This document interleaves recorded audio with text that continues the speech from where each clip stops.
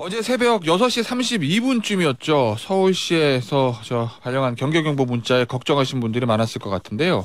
이 서울시의 오경보 논란에 대한 책임 공방, 그리고 만약에 이게 실제 상황이었다면 우리가 어떻게 했어야 되는지 함은구 한국열린사이버대 소방방재안전학과 교수와 이야기 나눠보겠습니다. 전화로 연결되어 있습니다. 안녕하세요, 교수님.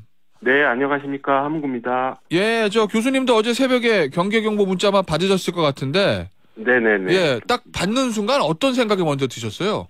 전문가로서.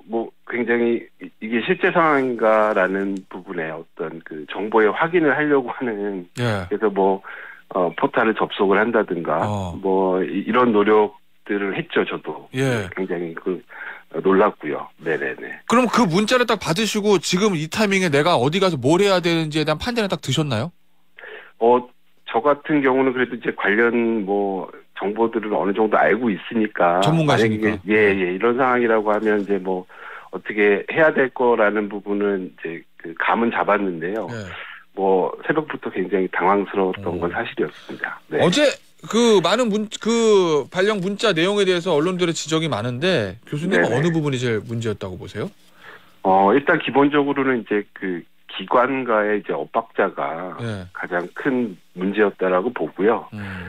거기에는 이제 어느 정도 이제 그 선행 학습된 부작용이 있지 않았나. 그러니까 예컨대 예. 과거에 이제 용산 쪽에 방공식별구역에 드론이 한번 들어왔다 나간 적이 있잖아요. 있었어요. 이때 이제 이때 우리 국방부라든가 합참이라든가 더 나아가서는 수방사 이런 이제 관련 기관과 서울시 간에 조금 이제 엇박자가 있었던 것이 사실이고, 이제 그런 부분들이 이번에 이제 서울시가 어느 정도 어떤 부분에서는 네. 좀 과잉 대응하는 이런 어떤 그 패단은 좀 낮지 않았나. 그래서 이제 이런 것들이 이제 궁극적으로는 어쨌든 앞서 앵커께서 말씀하신 것처럼 예. 피해는 이제 국민들이 받는 거죠. 이게 양치기처럼 나중에는 정말 어떤 중요한 정보가 왔을 때 어떤 국가기관이나 이런 부분들을 이제 신뢰하지 못하고 오히려 포탈이나 이런 곳을 또 찾아서 가는 이런 부분들이 이제 가장 큰 문제지 않나 이렇게 생각을 하고 있습니다. 혹시 이런 행안부와 서울시 엇박자 이런 부분들이 어떤 상황에서 어떻게 해야 된다라는 정확한 매뉴얼이 없기 때문인가요? 아닙니다. 그 매뉴얼은 구축이 돼 있고요. 예. 그리고 이제 이런 부분들이 우리나라도 이제 상당 부분 시스템화 돼 있는 것이 사실인데요. 예. 이제 해당 경우 앞서 말씀드린 대로 이제 어떤 정보를 받고 이걸 이제 해석하는 어떤 과정에서 사실은 이제 해당 부서나 해당 담당하시는 분이 이제 앞서 말씀드린 그런 선행 합숙 효과, 그러니까 내가 좀 책임을 좀 떠안아야 되는 이런 상황들은 이제 피하고 싶은 이런 것들이 좀 많이 작용을 했다라고 보고요. 지금 말씀하신 것처럼 매뉴얼이나 시스템 이런 부분들, 그러니까 결국은 이번 경우에서처럼 어떤 합참이라든가 이런 쪽에서 정보가 오면 행정안전부가 이 정보에 대해서 지자체라든가 그리고 이제 산하기관에 이제 정보를 뿌리게 되는 이런 시스템은 갖춰져 있고요. 이제 여기에서 어떤 좀 지금 미비된 약간 문구상의 해석 이런 문제들은 남아 있다고 보이죠. 네. 자, 우리 일본에서 오키나와 쪽에 발령했던 문자랑 많은 비교를 하시는데 오키나와가 우리나라보다 훨씬 멀리 있음에도 불구하고 북한에서 9분 정도 빨랐다라는 거고, 일본은 한 문장 안에 왜 북조선 미사일 발사 추정, 대피소로 대피 발언 이런 식으로 이유와 대피해야 되는 이유와 대피 방법에 대해서 들어가 있거든요. 근데 우리나라가 발령한 문자를 보면 시간도 일본보다도 늦었고 애매모호합니다. 왜 우리가 대피해야 되고 출근해야 되는 건지 말아야 되는 건지 어디로 가야 되는 건지 이 문자 내용이 좀 부실하다는 지적도 있는데 이건 왜 그렇다고 보세요?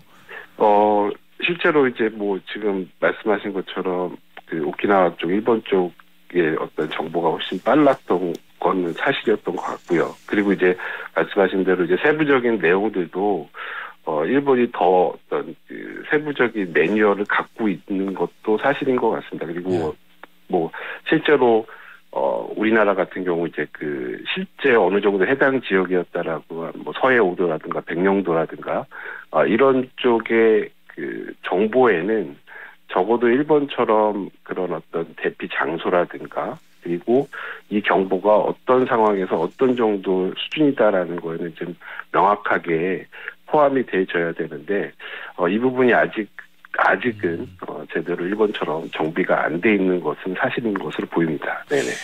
알겠습니다. 저 마지막 질문 될 것 같은데 네. 이게 어저께 실제 상황이 아니었으니까 다행이지 만약에 가정하기 싫지만 실제 상황이었다면 어제 같은 네네. 문자를 받은 경우에 우리 시민들은 어떻게 대처를 해야 될까요?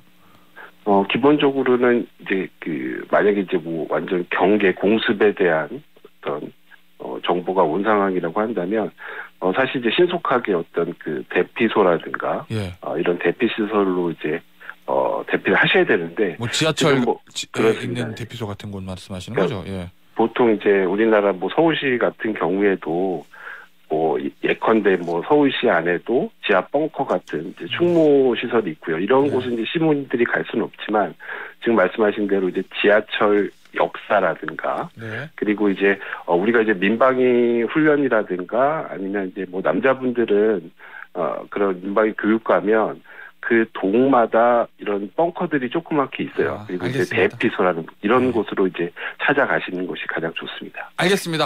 오늘 말씀 여기서 정리하도록 하죠. 오늘 나와주셔서 감사합니다. 네, 고맙습니다. 지금까지 함은구 한국연리사이버대학교 소방방재안전학과 교수였습니다.